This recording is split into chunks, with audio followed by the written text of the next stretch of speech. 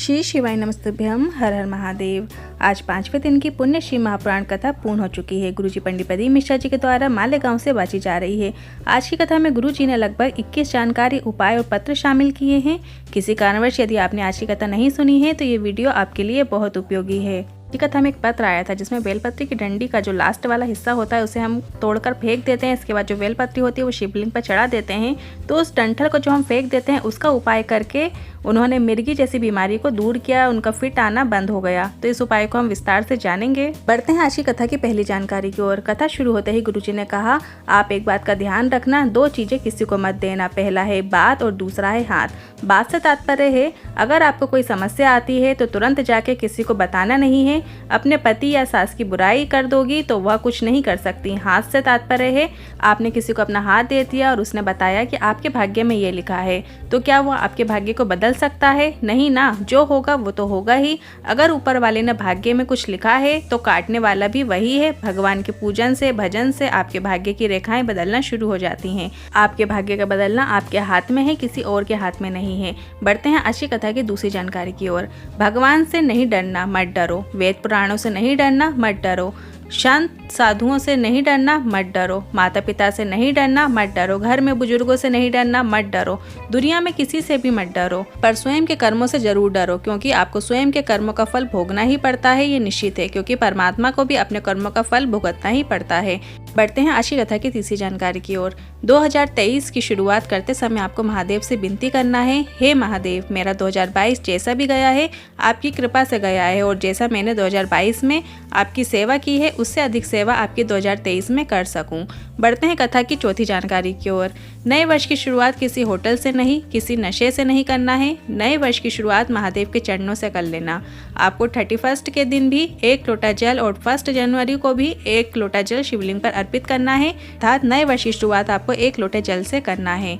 बढ़ते हैं कथा की 5वीं जानकारी की ओर। शिवलिंग पर चढ़ा जल जब भी आप अपने हाथ में हथेली में लेते हैं, ये राम कृष्ण या जो भी मंदिर में जाते हो वहाँ पर पंडित जी आपको आपके हाथ में आचमनी में डाल देते हैं, तो वो जल क्या करता है? वो जल आपके हाथ में लिखी गलत रेखाओं को, उल्टी रेखाओं को सीधा करना शुरू कर देता है। इसलिए भगवान के प्रसाद को आपके हाथ की हथेली में देते हैं। बढ़ते हैं कथा की 6ठी जानकारी की ओर। चरण और आचरण दोनों में अंतर है। चरण तुम्हें मंदिर तक लेकर जाएंगे और आचरण तुम्हें भोलेनाथ तक लेकर जाएंगे। चरण तुम्हें तीर्थ, मंदिर, गुरु के द्वार लेकर जा सकते हैं, पर तुम्हारे आचरण, मंत्र जाप, साधारण स्वभाव, अच्छे कर्म तुम्हें परमात्मा तक लेकर जाते हैं। करते हैं कथा की 7वीं जानकारी की ओर। गुरुजी ने सभी से एक बात पूछी, बिस्तर से, तकिए से, डल्लभ के गद्दे से, रुई के गद्दे से, फोम के गद्दे से या कंबल से आपको अच्छी नींद आती है? इन सब चीजों से अच्छी नींद नहीं आती। अच्छी नींद आपको अच्छे मन से, सुखी मन से सोने से आती है, और महादेव की भक्ति करने वालों को मन का सुख प्राप्त होता ही है। बढ़ते हैं कथा की 8वीं जानकारी की ओर। कई लोग कहते हैं कि मेरे कारण घर चल रहा है, तो उन लोगों से गुरुजी ने कहा, आप कुछ नहीं कर सकते। ये तो महादेव आपके शरीर से कार्य करवा रहे हैं, और अगर उसकी इच्छा नहीं होती, उसकी कृपा नहीं होती और आपका शरीर स्थिर हो जाता, शिथिल हो जाता, तो आप क्या कार्य कर सकते थे? नहीं ना। इसलिए कभी ऐसा ना कहें कि मैं कार्य कर रहा हूँ, बल्कि ये कहें कि महादेव मुझसे कार्य करा रहे हैं। बढ़ते हैं कथा की 9वीं जानकारी की ओर। किसी ने पत्र में लिखा, हमारे मालेगांव में इतने महाराज आते हैं, कितनी ज्ञान की बातें करते हैं, पर तुम तो सिर्फ सास बहू की ही बातें करते रहते हो। इस पर गुरुजी ने कहा, हम उनको तब उत्तर नहीं दे पाए, इसलिए अब उत्तर दे देते हैं कि आपके घर में जो बड़े बड़े विशाल बर्तन होते हैं, क्या तुम उनमें रोज खाना बनाते हो? नहीं ना, आप रोज छोटे बर्तन में ही भोजन बनाते हैं। उसी तरह ये सास बहू घर की छोटी और मजबूत इकाई हैं। इसलिए हम श्री महापुराण की कथा में बड़ी बड़ी बातों को इन्हीं की छोटा छोटा उदाहरण देते हुए समझाने की कोशिश करते हैं। कहते हैं आज की कथा की 10वीं जानकारी की ओर। गुरुजी ने बहुत ही विशेष जानकारी बताई है। गुरुजी ने बताया है, एक बेलपत्र शिवलिंग पर चढ़ाने से आपको उसका फल करोड़ों गुना में प्राप्त हो जाता है, और एक चावल का दाना अक्षय प्रदान करता है, और इसे शिव जी पर अर्पित कर देने से आपको कभी कोई बड़ी हानि नहीं हो सकती। 1 लोटा जल जो आपने शिव जी पर चढ़ाया है वो कभी खाली नहीं जाएगा। आपका 1 लोटा भले ही मंदिर से खाली आ गया है घर पे, पर वो आपका घर कभी खाली नहीं रखेगा, इतना निश्चित है। बढ़ते हैं कथा की 11वीं जानकारी की ओर। स्वाति जी पत्र लेकर आई। नारी का जीवन सदैव दुख में रहता है, पर महादेव ने हमारा दुख समाप्त किया है, उसका आभार व्यक्त करना चाहती हूँ। मेरे पति का एक्सीडेंट हुआ पर भगवान की कृपा से बच गए, पर घुटने के नीचे की हड्डी टूट गई और उसका ऑपरेशन हुआ। उसके बाद उनके ब्रेन में भी गांठ हो गई। डॉक्टर ने बोला ऑपरेशन कर देंगे, पर व्यक्ति कोमा में भी जा सकता है या उसका जीवन वेंटिलेटर में भी व्यतीत हो सकता है। ऑपरेशन की तैयारियां शुरू हुई और मैं उससे पहले बाबा से बात करने गई और बाबा की कृपा से उनका ऑपरेशन सफल रहा, वो ठीक हो गए हैं। उसी का आभार व्यक्त करने कथा पंडाल में आई हूँ। बढ़ते हैं आज की कथा की 12वीं जानकारी की ओर। एक पत्र आया जिसमें लिखा था मुंह में कैंसर हो गया था, ऑपरेशन किया और सभी ट्रीटमेंट किए। 1 साल तक सही लगा, पर 1 साल बाद फिर से मुंह में छाला हो गया और डॉक्टर को दिखाया तो पता चला फिर से कैंसर हो गया है। डॉक्टर ने ऑपरेशन की बोल दिया। हमने इस बार ऑपरेशन की तो मना कर दी, डॉक्टर से दवाई लेकर आ गए। आपकी कथा भी सुनते थे तो वो दवाई हमने कुंदकेश्वर महादेव के नाम से लेते हुए खाने लगे। साथ में 1 लोटा जल बेलपत्री शिवजी पर चढ़ाकर आचमन करते।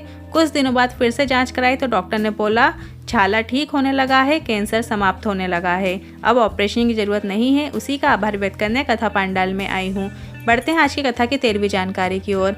जब आप कोई पुण्य का कार्य करने जाते हो या कोई अच्छा कार्य करने जाते हो तो आपकी परीक्षा लेने ध्यानकाष्ठ मुनि आते ही हैं, तो इस बात का आप ध्यान जरूर रखिएगा। बढ़ते हैं कथा की 14वीं जानकारी की ओर। गुरुजी ने कहा हमने पिछली कई कथाओं में बताया था कि अगरबत्ती लगाओ, तो इस पर कुछ लोगों को दिक्कत हो गई और उन्होंने बोला कि किस वेद पुराण में लिखा है अगरबत्ती को लगाने का। विधर्मी सनातन धर्म को तोड़ने वाले बांस अगरबत्ती में बताकर मंदिर में और घर में अगरबत्ती लगवाना बंद करवाना चाहते हैं और मोमबत्ती लगवाना शुरू करवाना चाहते हैं। इसके बाद गुरुजी ने बताया अगरबत्ती लगाने से क्या होता है, तो मंदिर और घर में अगरबत्ती हम अपने किए पापों को दूर करने के लिए लगाते हैं और घर से नेगेटिविटी दूर करने के लिए भी हम घर में अगरबत्ती लगाते हैं।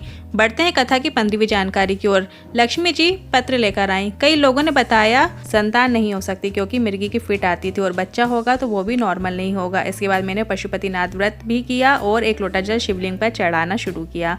1 लोटे जल का प्रमाण में कहना चाहूंगी कि गुरुजी आपके बताए अनुसार बेलपत्री की डंडी का जो भाग लोग फेंक देते हैं उसको मैं शिवलिंग पर चढ़ाकर खाना शुरू किया और जिस दिन बेटी ने जन्म लिया उस दिन से फिट आना भी बंद हो गए और बच्ची भी स्वस्थ है। आभार व्यक्त करने कथा पंडाल में आई हूँ। बढ़ते हैं कथा की 16वीं जानकारी की ओर। उज्जवल पत्र लेकर आए। मेरे बेटे ने MBA किया था लेकिन 2 वर्ष से उसे जॉब नहीं मिल रहा था। मैंने ऑनलाइन आपकी कथा सुनी थी, आपके बताए अनुसार पशुपतिनाथ व्रत करने लगे और 3रा सोमवार ही हुआ था और मेरे बेटे का इंटरव्यू के लिए कॉल आ गया और मैंने बाबा से निवेदन किया और बेटे को फोन लगाकर बोला जाकर मंदिर में बाबा से निवेदन कर। और जब मेरा बेटा इंटरव्यू देकर वापस आया तो मेरे से बताया कि मैं इंटरव्यू देने बैठा था और मेरे सामने 4 लोग बैठे थे। मुझे लगा शंकर, पार्वती, गणेश और कार्तिकेय हैं और मेरा बेटा इंटरव्यू में सफल हो गया और उसे नौकरी मिल गई। उस दिन से मेरा बेटा रोज मंदिर जाने लगा है। बढ़ते हैं कथा की 17वीं जानकारी की ओर। कुंदन पाटिल जी पत्र लेकर आए। मेरी पत्नी और मैं श्री पुण्य श्री महापुराण कथा सुनने के लिए यहाँ मालेगांव में आए हुए थे और मेरे बच्चे दूसरी मंजिल में झूला झूल रहे थे। बच्चे दूसरी मंजिल में झूला झूल रहे थे और झूला सहित गिर गए। बच्चे दूसरी मंजिल से सीधे नीचे गटर में आकर गिर गया और हम यहाँ कथा में आनंद उठा रहे थे और भजन में झूम रहे थे और घर में ये सब हो गया। भोलेनाथ की ऐसी कृपा हुई कि दूसरी मंजिल से गिरने के बाद भी मेरे बच्चे को कुछ भी नहीं हुआ, जरा सी खरोच आई बस और बच्चा पूरी तरीके से ठीक है। उसी का आभार व्यक्त करने कथा पंडाल में फिर से आए हैं। बढ़ते हैं कथा की 18वीं जानकारी की ओर। गुरुजी ने बताया कई लोग बोलते हैं श्री शिवाय नमस्तुभ्यं मंत्र गुरुजी ने बताया हुआ है। इस पर गुरुजी ने कहा आप कहीं से भी गीता प्रेस के शिव महापुराण लेकर आ जाओ, आपको इस मंत्र का वर्णन मिल जाएगा। इस मंत्र का जाप करने वाले का सिर्फ मुख का दर्शन कर लो तो आपको 1000 अश्वमेघ यज्ञ का फल प्राप्त हो जाता है। बढ़ते हैं कथा की 19वीं जानकारी की ओर। गुरुजी ने कहा हम जो बेलपत्र के उपाय, धतूरे के उपाय, काली मिर्च के उपाय या जो भी जानकारी आपको बताते हैं उसका वर्णन स्कंद पुराण से, गर्ग संहिता से, देवी संहिता से और शिव महापुराण से आपको बताते हैं। हम कोई भी जानकारी अपने मन से नहीं देते हैं, सबका वर्णन आपको इन शास्त्रों में मिल जाएगा, इन वेद पुराणों में मिल जाएगा। बढ़ते हैं कथा की 20वीं जानकारी की ओर। मनीषा जी पत्र लेकर आई। 1 महीने से तबीयत खराब थी, इसके बाद सोनोग्राफी कराई तो पता चला बच्चेदानी में 3 गांठें थीं और डॉक्टर ने ऑपरेशन की बोल दिया।